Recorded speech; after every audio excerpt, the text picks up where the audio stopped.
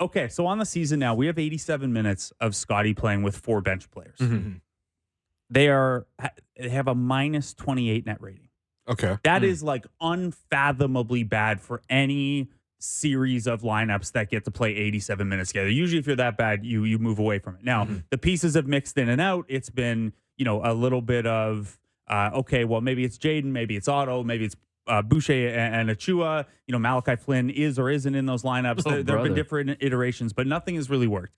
And this is not a knock on Scottie because I assume they're using these lineups because they want Scottie to get reps carrying a lesser unit. Longer term, if you look at what a good version of this team looks like, he's going to have to pick up guys like that. But the pieces are so ill-fitting around him where there is not a lot of shooting. A lot of times they have run that lineup actually without Gary too, because they're trying to get 10 guys into the rotation. So Gary comes back out and re-enters with the starters later, and it ends up being Barnes with Flynn and then 3 kind of forward types. Sometimes it's Otto, probably not enough. It's Otto. That little bit of like stabilizing factor could help, that little extra bit of shooting. And then it's at least 2, sometimes 3 of McDaniels, Boucher, and Achua. Now, I don't think anyone would draw up a lineup like that makes a ton of sense. So already, one box we can check here is it lines up with what we would expect, what our priors would have been. I also think even if it makes sense long term to give Scottie some of these reps to see what he can develop in these situations, the fact that the pieces don't fit have made things difficult on Scottie in a couple of different ways. There isn't enough passing in transition to really keep the transition game going. We used to see with some of the Raptors' best post-championship bench groups, it was all about forcing turnovers and then running. Well, this group is not as well suited to run and pass on the fly. You don't have enough shooting really for Scottie to operate out of the post the way Pascal sometimes does when he takes over, even the way Jakob does in the high post sometimes when you're running some of those motion sets. There just isn't enough playmaking and shooting around that. And the result is you get plays like yesterday. Will, I know you clipped some of the first half ones of Scottie in the bench where he doesn't have a chance. The Cavs are too big. They have too many good defenders. And there's not a lot of space. Basically, Scottie's primary option is pull-up shooting. And he's better at that this year, but if it has to be his number one option, that lineup is not optimized around him. The other thing is, in the second half, we saw one where I think he's got Mobley, and he tries to get a pick and roll going, and Allen is just not respecting. I forget who set the screen. It's probably Precious, but Allen is just not respecting it. So Scottie is trying to drive with Evan Mobley, a top 10 defender in the league, as his primary man, and then just behind and off to his dominant hand side, Jared Allen, who is also a 7-footer, is there. So if Scottie goes dominant hand around that pick to the side of the pick, he has Mobley trying to recover, maybe rear view contesting, and he's got to finish over Jared Allen. So his only option really is either that pull up or he goes left on Mobley and Allen slides over for help. There are 0 to 2 players in the NBA who could do anything with that kind of defensive coverage. Yeah. Maybe KD could shoot over it. Maybe LeBron could find a way to do something with it. But for the most part, that is just not something guys are going to be able to score against. The result of this is Scottie does have higher usage with those bench groups. That's a positive. We want to see him in that role more. His true shooting percentage when OG and Siakam aren't on the floor with him drops below 40%. And again, this isn't meant as a knock on Scottie. That is, to me, is a lineup construction stat where he is the only guy on the floor the defenses care about. And he's getting, if it's not a hard double, it's the closest thing to it, and all the defensive attention is going his way. Right now, those lineups are not only not effective, I don't think they're putting Scottie in the best situation to succeed. Yeah, You gotta do better, fam. I mean, honestly, Darko, you really do with this group because you could look at everything through 2 lenses, right? Like, is it good for winning right now? And also if it's good for development long term.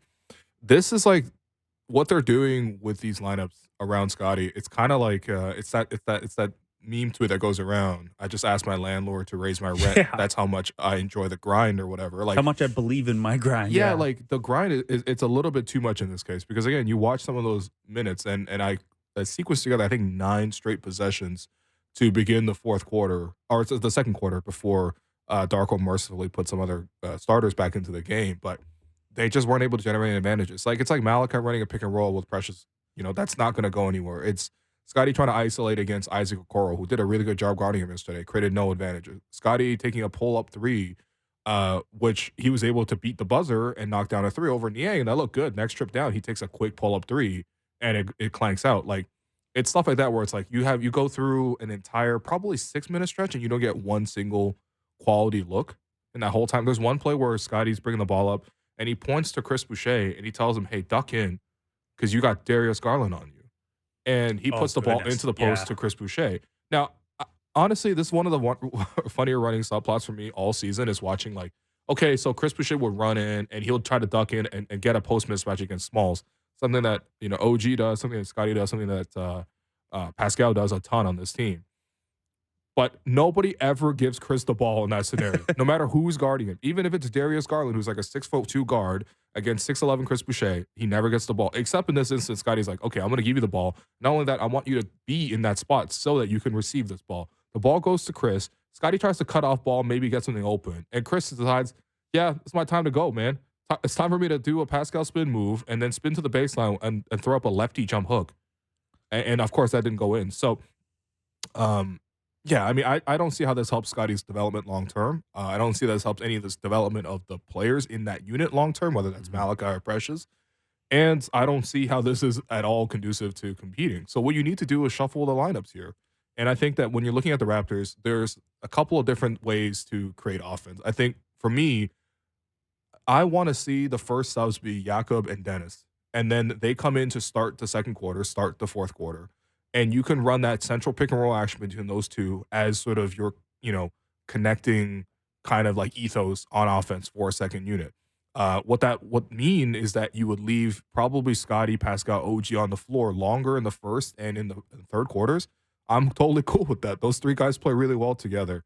But when it's out there where it's just Scottie trying to attack against the whole defense, A, he doesn't have the skill set to do that right now to create advantages all the time. And B, none of the other guys are creating anything alongside of him. So, yeah, it's a real problem. It's ugly to watch right now. Chinese Darko Rajakovic. Oh, brother. All right, Derek, I know you're here. I have a couple things off of that. The first one is, so Chris Boucher has played 321 games as a Toronto Raptor. How many possessions do you think he has finished via the post-up? 321 I games. thought you were going to ask me how many times has he jumped on Georges Niang pump fakes. Oh, brother. There was quite a few The yesterday. number's probably the same. Georges Niang was like a puppeteer, man. Yeah. It was tough. How many times has Chris Boucher scored on the post-up? 321 games. I would say like 50? 22. 22. Wow. That's just attempts. That's not even scoring. That is how many times he has tried to score out of a post-up. Do we have the makes out of a post-up? He's scored 26 points on those 22 post-ups. Okay. I don't have the exact field goal shooting.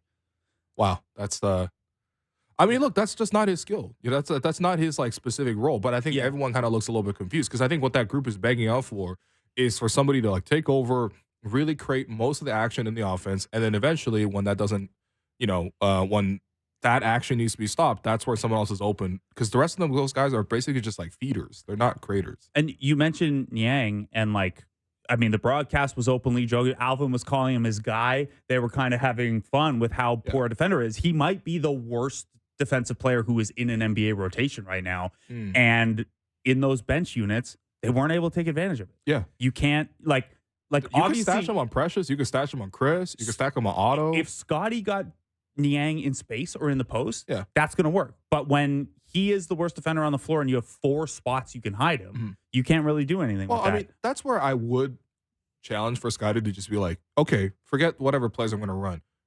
If Niang's guarding Chris, you're coming up to screen for me. Yeah. If Niang's guarding Precious, you're coming to screen for me. If Niang's guarding Otto, you're coming to screen for me. That's what these heliocentric stars do. And that's ultimately what people want him to become. I wonder if he's too selfless at times in those, his usage goes up in those lineups for sure. Yeah. But I do wonder if that's, he's trying to stick to the plan and, that's something we'd have to ask him about a little bit. But I'd imagine that that's a big mentality shift too of how you play with the starters versus how you play with that bench group. Anyway, he's learning. It'll get better. So in terms of your rotation suggestion, Will, so Schroeder and Jakob being the first guys to come out instead of Scottie, and then they come back in and they run a little bit of that second unit. We really haven't seen that much. What that would also do for us is we've only seen 9 minutes this year of the Scottie, OG, Pascal trio that we know is very effective together without Dennis and Jakob. We've seen it a little bit with Gary in place of one of them, but usually the other guy is in there. I want to see more of that anyway. I think that could be a really effective group. Whether it's Scottie at the 5, whether in those groups you could just hide Precious's weaknesses a little bit better, even if it's Boucher in that spot. I would like to see a little bit more of that for sure. The one thing I guess that it would get away from, and this is a small sample thing as well, but the number 3 most effective lineup in the entire NBA, minimum 50 minutes this year, is that group when Gary comes in and Scottie is the first man out. And again, that's not a negative on Scottie. That is the Raptors are playing 4 starters as other teams bring in bench pieces, and Gary adds a little bit of shooting there. Again, small sample. That's been the number 3 lineup in all of basketball. Yeah. I mean, there's going to be some options there for Darko to sort of play around with. Because, look, if he wants to play 10 guys, this is kind of what he has to do. He has to manage the rotation. That's the question that flows from that, Alex. Can you even play 10 guys if you're having these issues with your bench pieces and how they all fit together? No, man. I think with the Scottie and bench thing, I almost feel like the front office just wants to take a look to see if Scottie can actually prop these guys up. But does it give you any value to find out if Scottie can prop up 4 guys, only 2 of whom should probably be in an NBA rotation when you're ready to win? This is my challenge to the front office is get better players around your franchise guy. Like Scottie's already in his 3rd year. He's obviously shown, taking the steps this year and, become, a more consistent player, taking it to another level. The clock is always ticking on these things too, right?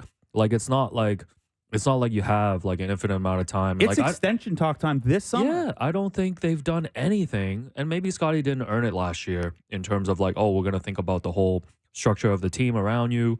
But we know how much the front office has valued Scottie, in trade talks and all this stuff.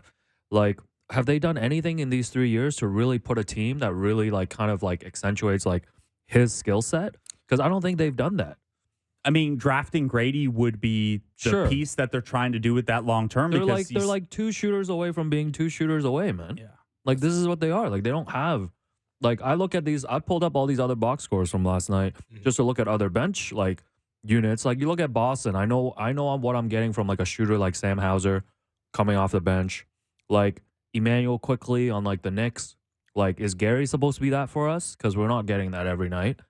Cole Anthony's dropping 30 off the bench for the Magic. Yeah, that was wild. Where's all this? And listen, man, Cole Anthony, these guys aren't scoring 30 a night, but where are these performances coming from? From Chris Boucher, from Precious, from Malachi. I love the Malachi story. It's great. He's getting more hugs this year than last year. His hugs per 36. No, but it's we just gotta be realistic. The talent discrepancy is just crazy, especially when the second unit comes in. And the Raptors are a 500 team as we expected, and they're not good enough to just punt away a 3-minute stretch in the second quarter. Yeah, that's how you lose games. There's generally 2 types of bench units that really succeed. There's hustle guys that come in and play around a heliocentric star who steal that word from Mofon, bro. Creates all the plays and does all the shooting, and everyone else just plays defense and maybe hits an open 3. And that was kind of the Kyle Lowry model. Not that Kyle was heliocentric, but he was a pure organizer, right? He had everyone, and he was constantly talking to everyone. And those groups just played a ton of defense and often won their shifts 6-2 over 4 minutes. I'm fine with that. I'll take 6-2, man. That was the bench mob mold as well. Those lineups did not score very much. You just could not score on them if you were an opposing bench. The bench mob is a good example of the other type, which is that you have such a great system that you're able to rely on your execution in that system to overcome some of your talent limitations. The Raptors kind of have neither right now. The bench mob played as a 5-man unit too. You know what I mean? They had the skill sets, complemented each other. Yeah, sure. And they also had way better players, man. It was the bench mob was Precious, Chris. It was future NBA starters in there. Fred, Fred DeLon, was there, and CJ. Those are all long-term guys who have had 10-year careers at this point now. Yeah, also the bench mob year, which had Pascal and Fred and CJ, DeLon, Yak, was the 5-man bench mob. It was only the second time in NBA history that we have lineup data for where a 5-man bench unit was really effective over a big sample. It just that it is such an outlier in terms of its effectiveness. But I get what you're saying. We can think back to, and I'm sorry to bring this up, the 2016, 2017, 2018 playoff series against the Cavs, where the Cavs leaned so heavily on LeBron plus 4 bench guys to kind of get them, Kyrie's going to sit down, Kevin Love's going to sit down. We can always just lean on LeBron. And those guys weren't insanely good players, but Dellavedova, RJ, Channing Frye, I forget who the other one was that was in there. I got chills. Yeah. But like those guys were just like really well suited to work around a LeBron high post initiated offense. Yeah. Like a lot of shooting. Everyone but Channing Frye could defend like crazy. Yeah. Love slandering Channing Frye too. Hey, Channing Frye here with but the a game MVP like award. last night, and we talk about this at the start of the season, if Nick Nurse ran his 6-man rotation last night, these are the games you win last night. You could win the games like this last night, but this is You the probably trade-off. could. If you played all your starters 40 minutes, you win. Scottie played 33 minutes. Yeah, OG played 34. But this is the trade-off, right? Yeah. This is the trade-off, but the trade-off is not worth it because what are we developing off the bench? Like, I don't think these guys aren't see necessarily like Otto Porter and Chris Boucher are not young pieces, right? Otto Porter's a pending free agent. Although that's Otto Porter to me is honestly like kind of the canary in the coal mine of this win now versus develop balance because like he's a pending free agent who's not going to re-sign as 30 years old. Yeah. Like, why is he in the rotation if all you're doing is developing? And if all you're trying to do is win right now, why isn't he in the rotation? Because you win the minutes that he plays most often. Yeah, and we were talking about this off air too. Like Otto is like very steady when he's out there. And it's an indictment on the whole bench that like Otto just sometimes not like not doing nothing, but like just being not taking anything off the table. The absence of negatives makes him like the best bench player on most nights, like off the bench. And that's such a low bar for the second unit. Yeah, the bar is literally 0.